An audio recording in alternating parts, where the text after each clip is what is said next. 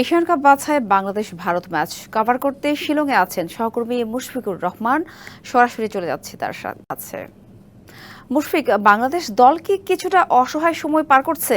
দুপুর গড়িয়ে গেলেও অনুশীলনের সময় ঠিক হয়নি। এর আগে কি এমন নজির আছে? আসলে বিষয়টা এমন নয় যে অসময় পার করছে, অসময় নয়। কিছুটা ঝুট ঝামেলা তো ছিলই গত কয়েকদিন ধরে বাংলাদেশ দলের ট্রেনিং শিডিউল, থাকা আসা সমস্ত কিছু মিলে। সে যাই হোক, তবে বাংলাদেশ কিন্তু কখনোই এই সমস্ত বিষয়গুলোকে নিয়ে বদার করেনি, এই সমস্ত বিষয়গুলোকে মাথায় রাখেনি। এগুলো ঝেড়ে ফেলে বাংলাদেশ দল বরাবরই যে কাজটি করেছে এখন পর্যন্ত সেটি হচ্ছে অনুশীলনে এবং প্রস্তুতিতে মনোযোগ দেওয়া।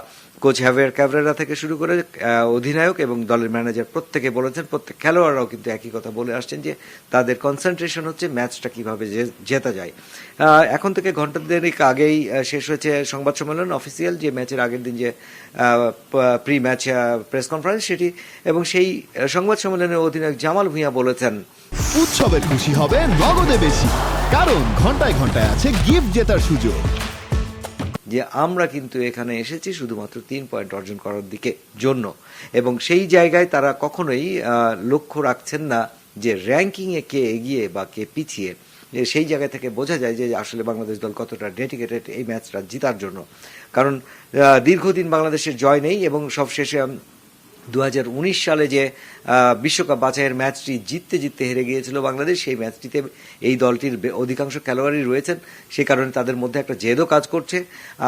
সেই সাথে জামাল ভুঁইয়ার নতুন সতীর্থ হামজা চৌধুরী, তার অভিষেক হবে কালকের ম্যাচটিতে, এবং হামজা চৌধুরীর অভিষেক মানে তারা নিশ্চয়ই চাইবেন যে হামজাকে একটা ভালো জয় উপহার দিতে, এবং জয় নিয়ে যেন সে তার নিজের দেশে ফিরতে পারেন, ক্লাবে ফিরতে পারেন। সেই বিষয়গুলিকে মাথায় রেখে এবং 16 কোটি মানুষের চাওয়া, 18 কোটি মানুষের ভালোবাসা সমস্ত কিছু মিলিয়ে বাংলাদেশের দলের একদম উজ্জীবিত, এবং তারা চাইছে এই ম্যাচটি তারা জিতবেই। ধন্যবাদ মুশফিক।